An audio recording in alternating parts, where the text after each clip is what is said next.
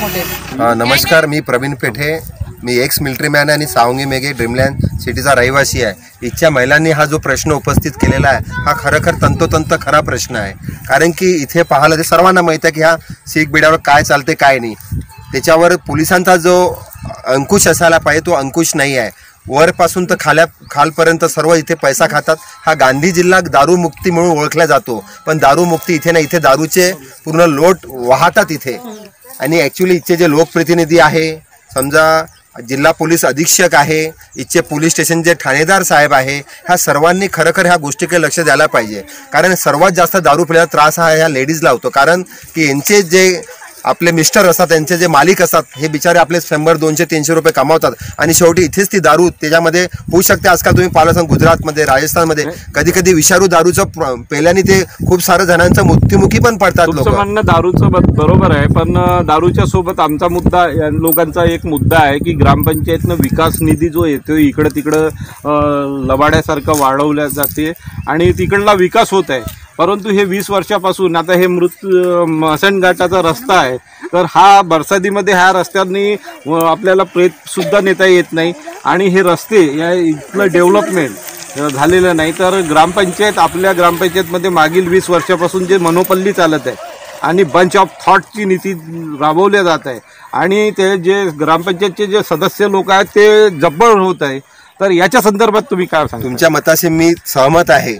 इथे वैयक्तिक ज्याचे जे कॉन्टॅक्ट आहे त्या लोकप्रतिनिधीसोबत तिथे काम हे पहिले होते, पण माझं मत याच्यावर हे आहे की जिथे सार्वजनिक काम म्हणजे तिथे जर विकास केला त्याचा फायदा जर जास्तीत जास्त लोकांना होत असेल ते काम प्राधान्यानं व्हायला पाहिजे. राहिला जन्म आणि मृत्यू, हा माणसाला एकच डाव मृत्यू होतो आणि एकच डाव जन्म होतो. तर जिथे मृत्यू होऊन इथे लोक येतो तिथे जर पूर्ण सुविधा नसल्या तर तुम्हाला सांगू इच्छितो तिथून एक रस्ता आहे, तिथून पूर्ण लोकांचे येणं जाणं जास्त होते. जास्त करून त्या वस्तीतले जे लोक आहे त्या स्मशान घाटाच्या प्रिमायसेसमधूनच अपडाऊन करत. तिथे जी भिंती होती ती काही दिवस पहिले पाडण्यात आली. सौंदर्यकरण तर दूरच आलं, त्यांचं कंपाऊंड पण पूर्णपणे बांधण्यात येत नाही आहे. तर ग्रामपंचायतचं जे प्रशासन आहे त्यांनी नेमकं ह्या गोष्टीकडे लक्ष द्यायला पाहिजे. मानतो की इथे लोकसंख्या कमी असेल, यांचं वोटिंग कमी आहे, ते वोटिंग किंवा हे न पाहता खरोखर त्याचा जर रस्ता बांधला त्यांना फायदा काय होऊ शकते ह्या गोष्टीकडे लक्ष द्यायला पाहिजे असं माझं प्रामाणिक मत आहे.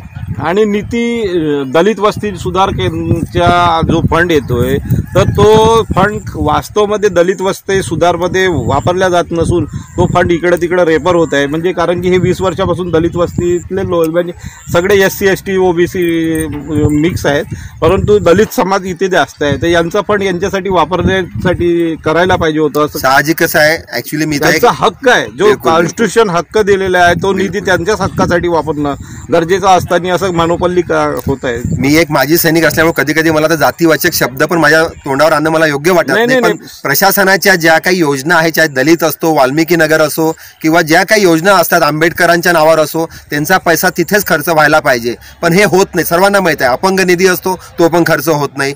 आता हे काय सांगू, आता जे खरोखर आपण जनतेला पाशी जातो, निवडून येतो आणि आपण त्या गोष्टी पाळत नाही. सर, तुम्ही जी शपथ घेता किंवा जे प्रॉमिस करत असो तुम्ही विश्वासघात करत आहात. तर काय कम से कम स्वतःसोबत तरी प्रामाणिक लोकप्रतिनिधी राहिलं पाहिजे असं माझं प्रामाणिक मत आहे. त्याला खांद्या लावून राहून, कारण की मी जेव्हा देशाच्या सीमेवर होतो 21 वर्ष तिथे पण मी लढा दिलेला आहे आणि माझं हे जीवन पेनॉल्टीमध्ये चालू आहे. 2 मी शहीद झालेलो आहे आणि मी आता बोलते हिंदी में कौम की जिंदगी कौम पे लुटाय जा. ते मी नक्कीच माझ्याला जितकं काही मला करता येईल मी प्रामाणिक म्हणजे माझा प्रयत्न करेन.